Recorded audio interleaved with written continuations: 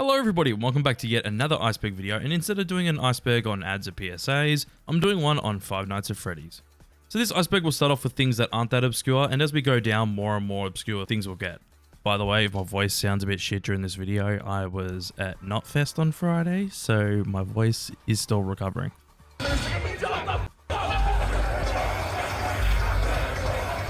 Anyways, let's not waste any time and just get straight into the Iceberg. Tier 1. Fazbear Fanverse Initiative. The Fazbear Fanverse Initiative is a collaboration that Scott Cawthon created to collaborate on fan-made FNAF games, which was first announced back in August of 2020. In this collab, Scott would help creators of some of the most well-known fan games by investing in them and helping them with releasing new entries in the franchises that they're known for. The creators involved Emil Mako, the person that created Five Nights at Candy's, Kane Carter, which is responsible for Pop Goes, Nixon, who created The Joy of Creation, Phil Morg, who was responsible for creating an expanded version of FNAF 2, but was taken down by Scott, and the most controversial figure, and for good reason, is Jonachrome, who created One Night at Flumpty's. But this whole idea of the Fanverse Initiative is awesome, and we've already seen great things from it, such as releasing U-Choose figures of Candy and Pop Goes from their respected franchises, and One Night at Flumpty's 3 came out. I unfortunately missed out on the Candies and Pop Goes U-Choose figures, but I'm telling you right now, if Monster Rat and Simon was released, I would buy it in an instant.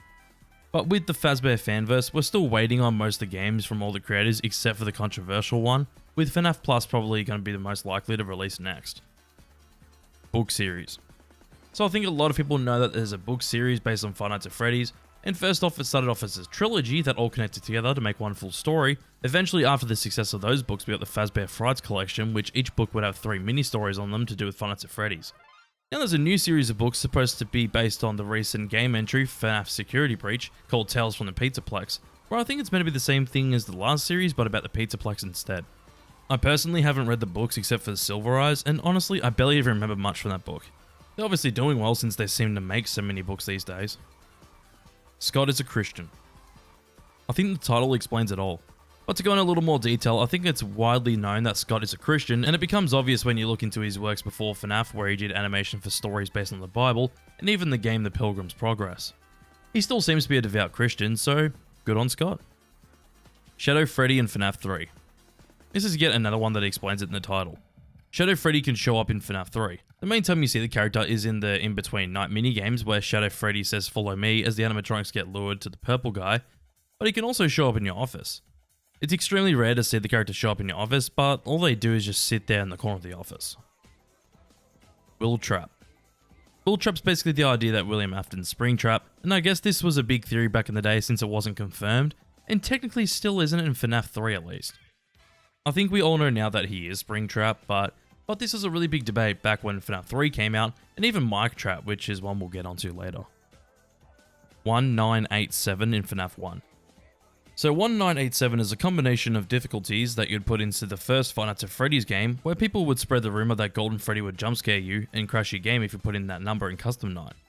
Originally this wasn't the case of the game, because if you just put it in, you'd play that difficulty of the game, but Scott ended up adding a patch to the game where Golden Freddy would jump scare you if you put 1987 in. JJ. JJ was originally a hidden character in FNAF 2, where the character could show up underneath your desk on rare occasions. The character is just a recolor of Balloon Boy, but the character ended up showing up in other games such as FNAF World, Pizza Simulator on the Gravity Vortex minigame, and Ultimate Custom Night as she can sneak into your vent. The character got popular from FNAF 2 because they were a secret character, and Scott seemed to like the recolor a lot, so decided to add it to other games.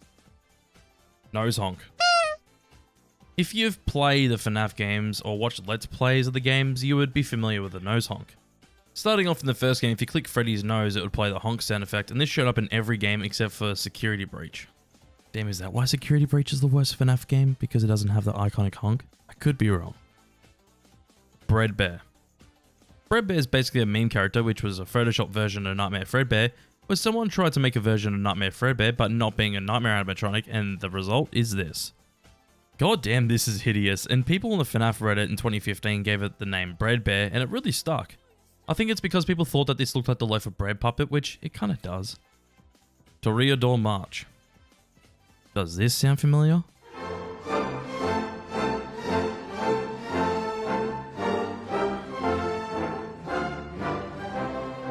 Yeah, well this song is Freddy Fazbear's jingle he plays when the power goes out in the first game. This classical piece of music was written by George Bizet in 1875, and the only way I knew about this is thanks to the Muppets wiki, because it must have been in an episode of The Muppet Show. Thank you, Muppets.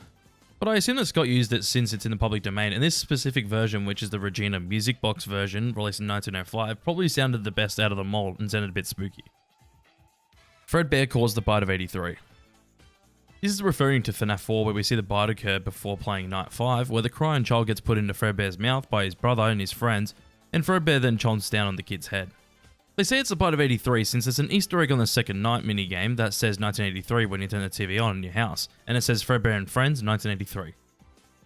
Newspapers. So newspapers show up quite a few times throughout the franchise, especially in the first 3 games. For example, we get a newspaper at the start of FNAF 1 saying help wanted at a Freddy Fazbear's Pizza, where they're looking for a new night guard. There's also newspapers that can show up in Camera 4B talking about missing children incident and also about how Freddy Fazbear's is closing down due to blood and mucus coming from the suits and bad odors. In FNAF 2 we get it again at the start of the game with a grand reopening looking for a night guard again, and also at the end of Night 6 where we see that the robots are being scrapped as the location's closing down with the possibility of the place opening again in the future. In FNAF 3 we get newspapers at the same times as the second game, having one at the start of the game saying that Fazbear's Frights is a new amusement park and ready to open soon, and one on Night 6 saying that Fazbear's Fright is burned down to the ground, but if you brighten up the newspaper clipping you see Springtrap in the background. Scott is the voice of Phone Guy. This is yet another title that just explains it all.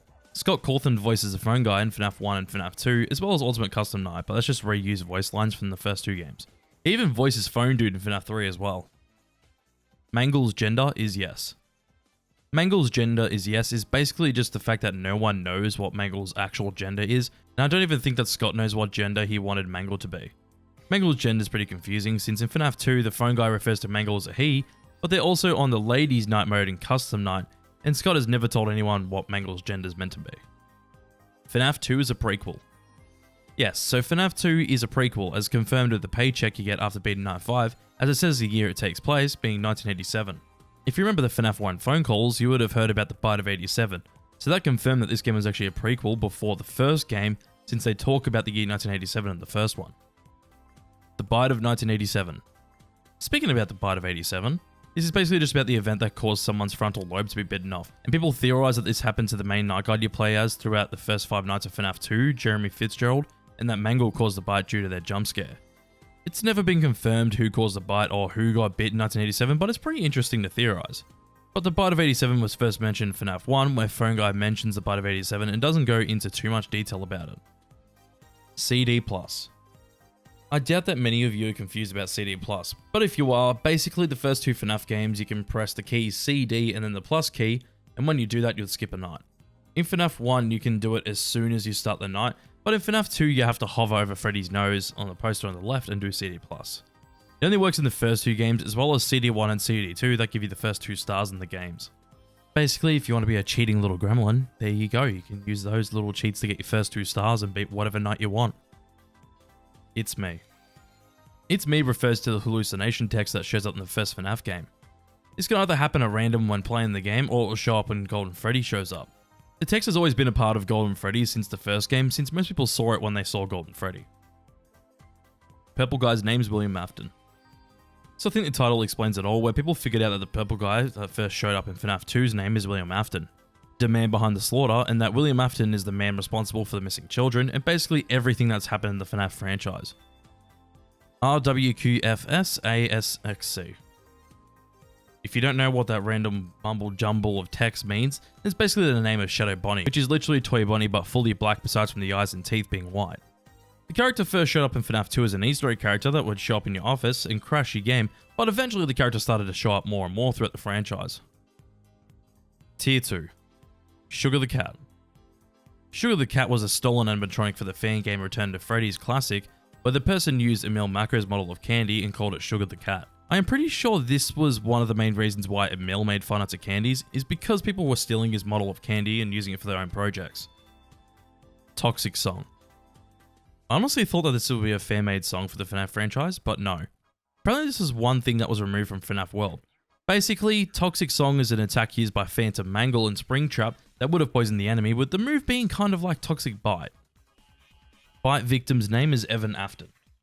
So this is a well-known theory people came up with, where the victim of the bite in FNAF 4 was called Evan Afton. This is only a theory name since no confirmed name has been mentioned for the crying child in FNAF 4, as well as people theorizing that this is Michael Afton, even though it isn't. Toxic matter. I honestly don't know what this entry is referring to, but when I did a bit of research about this, the only thing I found was the toxic animatronics from FNAF AR. So maybe it has something to do with the toxic versions, the animatronics that show up in that game, but I'm not sure. Cassidy. Cassidy's theorized to be the child's name that went on to possess Golden Freddy, and is meant to be the child that shows up as an Easter egg in Ultimate Custom Night. She obviously ended up dying to William Afton, but the name actually came from the FNAF logbook, as the name doesn't show up in the Lawkeeper ending in FNAF 6. So with that, people assume that Cassidy was the name that was blocked off, and that's the name of the girl that possessed Golden Freddy. Mike Perg. So this ties into the whole Will Trap and Mike Trap theory that's going around, but instead of William Afton being the person we play as an Ultimate Custom Night, it's Michael Afton. This was a popular theory around the time, but I think it's mainly accepted to be William Afton instead, and this will come up more in another entry in this iceberg. Phantom Bonnie. Phantom Bonnie was a hoax character made for FNAF 3, which is literally FNAF 1 and FNAF 2 Bonnie blended together. People made this hoax because it's the only one of the 4 original animatronics that isn't a Phantom in FNAF 3, but we already have a bunny animatronic in this game, obviously being Springtrap. Maskless Ennard. I think the title explains itself, but I may as well explain to you when you see Maskless Ennard in Sister Location. You can see Maskless Ennard twice in the game, both on Night 5. The first time is when you send Baby to the scooping room. If you put in the wrong code when getting Baby ready for the scooping room, you'll get jump scared by Maskless Ennard. This can also happen if you don't stop when Baby tells you to when walking through the Funtime Auditorium to get to the scooping room. Sparky the dog. I love this good old hoax, but basically this is probably the most well-known animatronic hoax in the franchise, as this was for FNAF 1. On Camera 5 it was a massive hoax that Sparky the dog could show up at the open door, but honestly out of all the hoax characters from FNAF, I think this is the most believable as it really does blend in well to that camera. I remember this being everywhere when the first game got popular, and it was kind of funny that a lot of people believe this. To be fair, a lot of people just watched the games and didn't actually play them. Mike Trap. Mike Trap's the theory that Springtrap was Michael Afton and not William Afton. This obviously also means that people thought that the purple guy was Michael Afton, but obviously they were proven wrong. Chipper and Sons Lumber Co. This is a 2013 game that Scott Cawthon released for iOS and Android, and it's a game where you play as Chipper's son Tyke, as you manage the Chipper and Sons lumber business. You do this by chopping down trees and taking wood to Chipper, as he will make lumber for you. But this is probably on the iceberg because if it wasn't for the criticisms that this game received, we wouldn't have Five Nights at Freddy's, since the critics complained that the characters looked like creepy animatronics. Which they do. Fredbear and Ultimate Custom Night. A cheeky little Easter egg in Ultimate Custom Night. So basically, Fredbear can only show up when you set Golden Freddy to 1 and the rest of the animatronics to 0. When you do that, you have to collect 10 Faz coins and buy a death coin. When Golden Freddy shows up, use the death coin on him and Fredbear will jump scare you. I find this interesting since this is the only FNAF game besides from FNAF World where you actually see a normal Fredbear as an animatronic. Freedom. Oh god, this old hoax takes me back. So for anyone that doesn't know what this entry is referring to, basically people thought that the FNAF 2 jump scare noise said freedom. This was always such a massive stretch since you can't tell me that this says freedom. Rainbow is tomorrow. Rainbow is tomorrow, I think, is referring to a comment that Scott left on a Steam post, and after he said that, people tried to argue about what Scott meant, and to be honest, I still don't know what he meant by this. Maybe it was just trolling, who knows, but if you do know, please let me know in the comments. Toy Chica's missing beak. This obviously refers to Toy Chica's missing beak in FNAF 2, and in this game, her beak goes missing when she goes into attack mode. I'm pretty sure Scott explained this in the interview with Dorco, that was basically just a way to differentiate her from when she's in her normal mode to when she's attacking the security guard, and yeah, it does make sense. Phone Guy in FNAF 4. So this is an interesting Easter egg in FNAF 4, where you can hear Phone Guy's Night 1 call from FNAF 1. When you listen to it in the game, it sounds like random static, but people figured out that if you reverse the audio and mess around with the pitch and noise reduction a bit, you can hear the phone call from Phone Guy in FNAF 1. Nightmare is BV.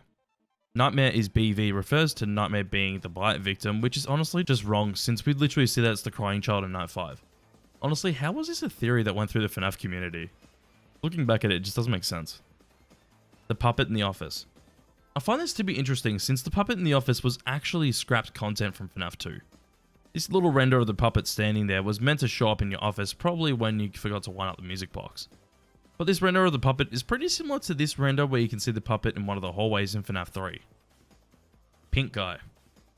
Pink Guy is something I completely forgot about, but people thought that this version of Purple Guy in the Foxy Go Go Go minigame was pink. The name Pink Guy got so popular that Scott ended up including Pink Guy into FNAF World later on. Foxy's a good guy. I love me some wild theories, but this one was about Foxy apparently being a good guy. This is because of how bad Foxy's jump scare is in FNAF 1, where people thought that Foxy was just checking up on you and that you end up passing out when he jump scares you instead. This was a really wild way of trying to excuse a bad jump scare. Mike kills all. Damn, there were a lot of things I forgot about with FNAF. So this was a hoax from the FNAF 2 trailer where people reversed the kids singing the nursery rhyme while the bridge is falling down to apparently hear this. Yet another stretch from the FNAF community. God damn. I find this stuff so funny looking back at it because people were trying to get meaning from the tiniest of things and they were so desperate for answers. Will Hell. Will Hell is a theory that William Afton is in Hell on Ultimate Custom Night and is forced to go through the same thing over and over again. I don't know, but I prefer the theory that he's in a purgatory state where Cassidy the child, possessing Golden Freddy, is forcing William to go through the same thing over and over again, not letting him go to hell. It was a pretty accepted theory when Ultimate Custom Night came out though, and I think that some people will still agree with this theory today. Tier 3. Mole in FNAF Help Wanted. So there's a secret ending in FNAF Help Wanted where instead of following Glitchtrap onto the stage, you can see an open door to your right as snow's pouring in. If you click on the door, you'll be taken outside and you see a mall being built with a billboard next to it saying coming soon, now hiring with the Fazbear Entertainment logo on the top left. Obviously looking back at it now, this is just teasing Stillwell's next FNAF game, Security Breach, and this got people excited as now people knew that the next game would take place inside of a mall. It's him. I'm going to be simple and brief for this one. I think this is just something else people would say when referring to Golden Freddy instead of it's me. Adventure Nightmare Mangle. Adventure Nightmare Mangle is a hoax for FNAF World where people say that they saw this animatronic in the game, but it isn't even in the game's files. People have created their own versions of Adventure Nightmare Mangle, but I think it's been confirmed to be a hoax since the character literally isn't in the game files. Dream Theory. Another theory, hey? But this theory basically says that the first 4 games all take place in a dream from the crying child in FNAF 4. People have debunked this theory of the first 4 games being in a dream, but it's widely accepted that FNAF 4 takes place whilst the crying child is in a coma. Junior's area in Freddy Fazbear's Pizzeria Simulator. This is referring to the Easter egg you get in the game Midnight Motorist. If you play the game after buying it for your pizzeria, you can actually turn off the track in the last lap of the game, and when you do so, you go down a patch to get to Junior's. It's a restaurant where a green man standing outside that tells you it isn't a good idea to go in, and obviously this inspired the fan game Junior's. Gamer Toy Freddy. Gamer Toy Freddy is referring to Ultimate Custom Night where Toy Freddy is an epic gamer, basically playing FNAF but with a trash gang going after him. This ended up becoming a meme, especially with this image of Toy Freddy with a headset on and a shirt saying single taken gamer with the gamer box being ticked off. Freddy in Space teaser. I think this is going to be about the second Freddy in Space game, being a teaser where Freddy and Roxy are on the moon as the characters are being oddly sexualized. FNAF 3 paper plates. There are a lot of Easter eggs in this Iceberg, and this is yet another one in FNAF 3 where the paper pals can show up in your office on occasion. They can show up in a few different spots in the office, but they don't do anything besides just show up in your office. 4 games, 1 story. This is referring to the fact that the first 4 games in the franchise have one connected story, which obviously ends up becoming more than just the first 4 games. This quote actually came from Scott Cawthon on MatPat's livestream where he updated his website to have the saying 4 games, 1 story. Purple Phone. Purple Phone I hope is referring to the theory that the purple guy and the phone guy are the same person, which makes no sense since the phone guy died in FNAF 1 and the purple guy lived until much longer than FNAF 1. Well, lived in quotes since he became Springtrap. But when googling this, I unfortunately found a lot of fan fiction of the phone guy and the purple guy being shipped as a couple. VHS series. Oh yay, I get to talk about a man-child lovers FNAF series. But I have to separate the art from the artist with this, so I won't even talk about who made this series. So this series started on July 26 in 2019 with an instructional video of how to take apart a Freddy animatronic. In the episode, the video pulls apart the animatronic until we see a sensor bar over Freddy's body, but you can see blood over Freddy's endoskeleton outside the sensor bar. This video now has over 7 million views, and when it was released, it got really popular with many other episodes spawning from it. The series did finish in July 11th of 2020 with the episode called Finale. There are many memorable moments from this series, and probably the most well-known one is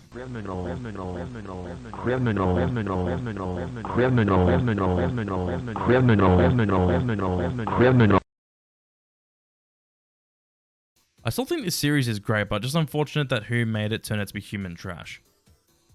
Pineapple Pizza and Freddy Fazbear's Pizzeria Simulator. Pineapple pizza sucks. But this is referring to the fact that you can't put pineapple on your pizza at the start of the game when you're creating your own pizza. But considering how popular pineapple on pizza is, it's weird that you have options like sausage to put on your pizza but not pineapple. FNAF 4, the box. Who's in the box? Oh boy, the box. If you've played or watched videos about FNAF 4, you know exactly what this is talking about. This box shows up after you beat the 8th night, which is 420 mode, and the box has 2 locks on it. When you try to open it by clicking the locks, they won't open. About 10 seconds into trying to open the box, text comes up saying perhaps some things are best left forgotten for now. Withered Bonnie's red and white eyes. I obviously know about the red eyes of Withered Bonnie as the endoskeleton's eyes light up in red, but where the hell's the white? I actually don't understand this entry, so this is another one I need some context for as I couldn't find it whilst researching this video. JJ swearing. Hey yo, JJ swears? But now, all this is referring to is a cut voice line from FNAF World where JJ says this line. Now I'm going to kick your ass! Wait, what? I can't say that in the game. Yeah, literally, the only bad thing that JJ says is ass, but Scott cut it from the game for some reason. It could be something to do with the franchise becoming more family friendly, especially in the merch department at this time, but I don't know. Golden Bonnie. Golden Bonnie is literally just another name for Spring Bonnie, as people thought that the suit looked golden, so some people would call the suit Golden Bonnie instead of Spring Bonnie. Literally as simple as that. Fixed Mangle. So we obviously know who Mangle is, but Fixed Mangle is a fan edit of the character where they attempt to create their own version of what Mangle looked like in their original state. It's a really obvious edit, as the head kind of looks like it's floating there, and the body looks massive compared to the head, as well as the body literally being copied from both Toy Chica and Freddy, also with Foxy's hook. Vincent. Vincent was originally a name for the purple guy back in the day, but a fan game called Return to Freddy's actually ran with the idea and made it that Vincent was Fred Smith, and that he's also the purple guy, as well as the phone guy? Seems absolutely wild, but I would have to end up playing the games to see what this is all about. Hoax Fredbear. Good old hoaxes, and this one obviously has to do with Fredbear. This is about a teaser image for FNAF 3 where it showed Springtrap in the dark, and people thought that this was Fredbear. So people mirrored the one half of the face and thought that this monstrosity was the new animatronic, and they believed it to be Fredbear. Funtime Bonnie. So technically Funtime Bonnie is actually Bonbon, but people actually made their own versions of Bonnie being their own Funtime animatronic. Some with a Freddy hand puppet and others without it, and sometimes Bonnie with a guitar. It's interesting as some of these fan-made versions are really well done. Summer Job. Well, first off, this comes from a line that Phone Guy says in the first FNAF game, which is interesting since the game doesn't take place in summer and actually takes place in November. But no, actually this is referring to a creepypasta story in the FNAF franchise. It's basically just a creepypasta that's based on the lore of the FNAF franchise. Lives in FNAF 1 to 3. This was actually a gameplay mechanic that was meant to be in the first FNAF game where you'd have a life system until you completely restart back to night 1. Scott got rid of the feature as it seemed too harsh to make players completely restart back to the start of the game with this system. The image files of this system remained in the first 3 games of the series but wasn't implemented in any of them. Tier 4. Adult Theory. Adult Theory was an extremely wild theory where the animatronics are used for adult entertainment and not for children. So literally think of like a strip club but with animatronics. Scott quickly came in to debunk this theory, and obviously it wasn't his intention with any of the games or the lore at all. FNAF World on Steam. Is there much to say about this? Basically, FNAF World was first released on Steam when it came out, and if people wanted the game in the future, after you took the game down off Steam, he uploaded a game jolt for people to enjoy for free. So instead he decided to make a free update to the game and let everyone else that hadn't played it before for free, and also refunded the people that paid for the game in the first place. Scott's middle name is Afton. So I assume that this entry is that people thought that Scott's middle name was Afton, even though it was confirmed to be Braden. BB and Puppet in FNAF 1. BB and Puppet being in FNAF 1 was a theory that the animatronic still existed somewhere at the time of FNAF 1. Which with the puppet is true, but I'm not sure about Balloon Boy. Chrome Freddy. Just a Chrome version of Freddy that was apparently a big hoax in FNAF 3. I never heard about this one until now. Tony Crynite. Tony Crynite is an animation YouTube channel that mostly makes FNAF animated videos. From what I looked at, it's mainly just short animated videos featuring the characters from the FNAF franchise or speed paint videos. But I definitely love to see thumbnails like this seeing Toy Chica being sexualized. Definitely not the first time. Laura as William Afton's wife. Yeah, this is quite a big theory back when Sister Location dropped. But basically, people really try to dig hard for any evidence of Ballora being William Afton's wife, and even now this has never been confirmed or debunked. I can't see why, since it wouldn't make too much sense if she was possessed, since she acts like the other animatronics that aren't possessed and don't really do much, and Baby's the only one setting everything up to escape the facility. Ailey Artist. Yet another YouTube animator, and they're known for making FNAF animations. I say that they were, as they haven't uploaded in 6 years, but they mainly made animation for songs people made based on the FNAF franchise. Long Fredbear. From what I've seen, this is a subreddit where people make the most random things show up on Fredbear's neck, as people make his neck longer and longer by adding more images to the subreddit. There are a lot of memes attached to Fredbear's neck, and this subreddit is wild since people haven't posted on it in over 2 months. Enid's voice. Well, really Enid's voice is actually Baby's voice, but from what I've seen on this, there is a video of a voice actor named David Nee doing a version of Enid saying a few random things, and those fan voice lines have inspired animators to animate visuals for it.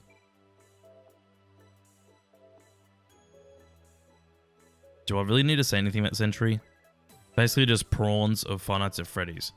I don't want to say anymore. FNAF 3 hot dog. This is actually pretty funny, but basically next to the drink in the FNAF 3 office is a weirdly shaped hot dog. I never noticed this when I played FNAF 3, but looking at it now, it's just like, it's like a sore thumb, you can't just not see it. Mangle calling the police. Yet another theory. But this one was where people thought that Mangle was calling the police in the middle of their random static that goes on when you look at them. People really thought that this static was a 101, but really it isn't, and it hasn't been confirmed exactly what it is. Toy Golden Freddy.